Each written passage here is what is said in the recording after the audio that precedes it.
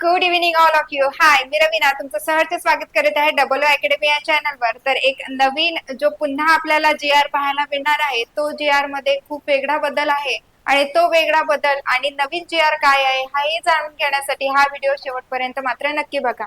तर व्हिडिओ आपण बघणार आहे त्यामध्ये तुम्हाला मी माहिती करून देणार आहे की कंत्राटी पद्धतीने जे शिक्षक भरती प्रक्रिया सुरू आहे त्यावर काय क्रिया होत आहे. तत्पूर्वी मी तुम्हाला सांगू इच्छिते की आपला टीईटीचा जो कोर्स आहे तो 1500 रुपयामध्ये देण्यात येत आहे.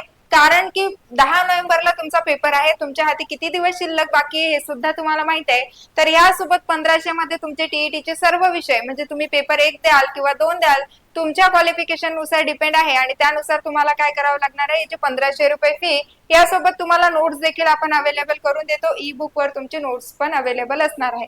डबल अकॅडमी तुमचा फायदाच करून देणार आहे. तसंच आपण बघणार आहे की जी आर काय म्हणत आहे. ओके, शिक्षण प्रक्रियेवर फार मोठे बदल होत चाललेले आहेत. तर तोच आपण जी आर पाहूया की काय जी आर आहे.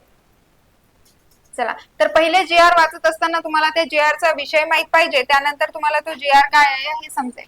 ओके, विषय जर पहिले माहित करून घेतला तर स्थानिक स्वराज्य संस्थेच्या 10 व 10 पेक्षा कमी पटसंख्या असलेल्या शाळेत डीएड बीएड अर्हताधारक बेरोजगार उमेदवार यांना कंत्राटी तत्वावर नियुक्ती करण्यात येणार आहे. असा जी आर मागे आपण पाहिला होता. शिक्षक दिन निमित्त जेव्हा आला होता 5 सप्टेंबरला, तो 20 आणि 20 पेक्षा कमी शिक्षकांसाठी होतं आणि तिथे जे होते ते रिटायरमेंट शिक्षिका किंवा शिक्षक यांना रुजू करण्यात येत होतं. पण आता जे आहे डीएड आणि बीएड या लोकांना सुद्धा संधी देत आहे. तर या संधीच त्यांना सोनं देखील करता येऊ शकते.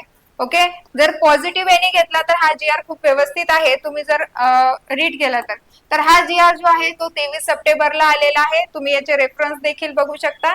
महत्वाच्या ज्या गोष्टी आहेत तेच मी हायलाइट करणार आहे. भली मोठी प्रस्तावना केली आहे. तो विषयामध्ये जेव्हा आपण वाचू तेव्हा तो आपल्याला विषय करतो की 10 किंवा 10 पेक्षा कमी पटसंख्या असेल तिथे जे डीएड आणि बीएड ज्यांचं झालेलं आहे त्यांची टीईटी पास असो किंवा नसो, पण त्यांच्या जर क्वालिफिकेशन पूर्ण आहे त्यांच्याकडे डिग्री पासची असली पाहिजे मात्र.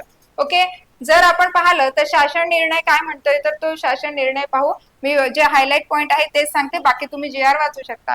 तर स्थानिक स्वराज्य संस्थेच्या 10 व 10 पटसंख्या जर कमी असेल त्यापेक्षा त्या शाळेमध्ये मंजूर करण्यात आलेल्या 2 शिक्षकांपैकी एका पदावर डीएड बीएड अर्हताधारक बेरोजगार शिक्षक म्हणून असेल त्याची नोंद त्याचे जे आहे तिथे निवड करण्यात येणार आहे. ओके, तर ते जर 2 शिक्षक असेल त्यापैकी एक अर्हताधारक म्हणजे आपले डीएड बीएड जे झालेले व्यक्ती आहेत ते घरी बसून आहे टीईटीची एक्झाम केव्हा येईल याचाच वेट करत आहेत, ते सुद्धा येते जॉईन करू शकतात. जर त्यांची इच्छा असेल तर ते सुद्धा फॉर्म भरू शकतात.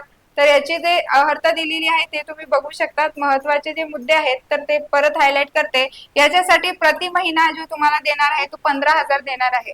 ठीक आहे, तुम्ही जर प्रायव्हेट याच्यात जर जॉब करणार तर तिथे देखील कमी मिळेल, पण तुम्हाला गव्हर्नमेंट स्कूल सारख्या समजा जेडपी सारख्या मनपा सारख्या शाळेंवर तुम्हाला एक संधी मिळणार आहे. प्रॅक्टिस म्हणून सुद्धा तुम्ही करू शकता. तर हे तुम्ही केलं पाहिजे. पॉझिटिव्ह याने सगळ्या गोष्टी घेतल्या तर बरं होईल. नेहमी नेहमी आपण सरकारला दोष नाही देऊ शकत.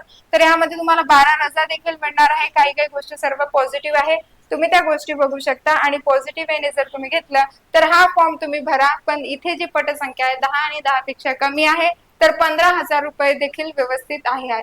ओके, आपल्याला हे दिलेले आहे पीडीएफ कोणाला हवी असेल तर त्यांना मी सेंड करते. ओके, तर ह्याच्यामध्ये सांगण्यासारख्या 2-4च गोष्टी होत्या, त्या मी तुम्हाला महत्वाच्या ज्या गोष्टी आहेत त्या गोष्टी सांगितल्या आहेत. ओके, जर व्हिडिओ आवडला असेल तर लाईक करा, शेअर करा आणि सबस्क्राईब मात्र करा. ओके, आणि काही क्वेश्चन्स असेल तुम्हाला याच्याबद्दल काय वाटत असेल किंवा काय नाही तर तुम्ही कमेंट बॉक्स मध्ये टाकू शकता. Thank you so much.